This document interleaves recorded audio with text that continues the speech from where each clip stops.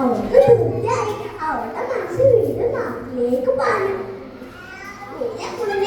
വീഴുന്ന പൂക്കൾ കാണണം. പിന്നെ കേട്ടിട്ട് പിന്നെ മണിക്കുട്ടിക്ക് ഏറ്റവും ഇഷ്ടപ്പെടുന്നുണ്ട് മുത്തശ്ശിമാവ്. അതിലെ മാങ്ങ എന്ത് രസമാണോ.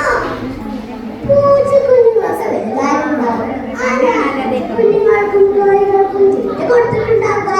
നാട്ടിൽ മുത്തശ്ശി മാത്രമേ ഉള്ളൂ.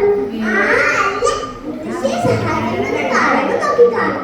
അവൾ പലതും ചിന്തിച്ചു. നാട്ടിലെത്തി അച്ഛൻ കാണിച്ചു. മണിക്കുട്ടിയുടെ വീടിന്റെ മുറ്റത്ത് മണിക്കുട്ടിക്ക് എന്തോ പോലെ. അവൾ അച്ഛനോട് ചോദിച്ചു, അച്ഛാ നമ്മുടെ വീട്ടിൽ തന്നെയല്ലേ? എന്താ അവൾ 3 കൊല്ലം കൊണ്ട് നമ്മുടെ വീടിനെ മറന്നോ? അച്ഛൻ ചിരിച്ചുകൊണ്ട് ചോദിച്ചു. അല്ല അച്ഛാ, നമ്മുടെ ഇവിടെ സോടെ ഇവിടെ സാധിച്ചു. മുത്തശ്ശിമാവ് ഇവിടെ നീലക്കുന്നിനെ വലിയ യന്ത്രം മാന്തിക്കൊണ്ടേത്. തോട് കൂടിയ വെട്ടാറോട് വന്നതും മുത്തശ്ശിമാവ് വെട്ടിമുറ്റമാകെ കടപ്പിടിച്ചതും ഒന്നും മണിക്കുട്ടിയായിരുന്നില്ലായിരുന്നു.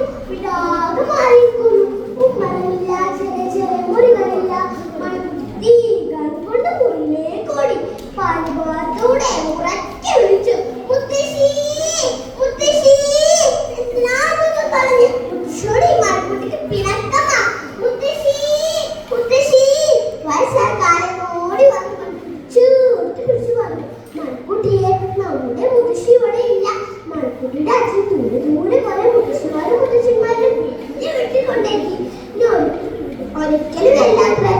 മണിക്കുട്ടി ആർത്ത് കരഞ്ഞു, മുത്തശ്ശി മുത്തശ്ശി.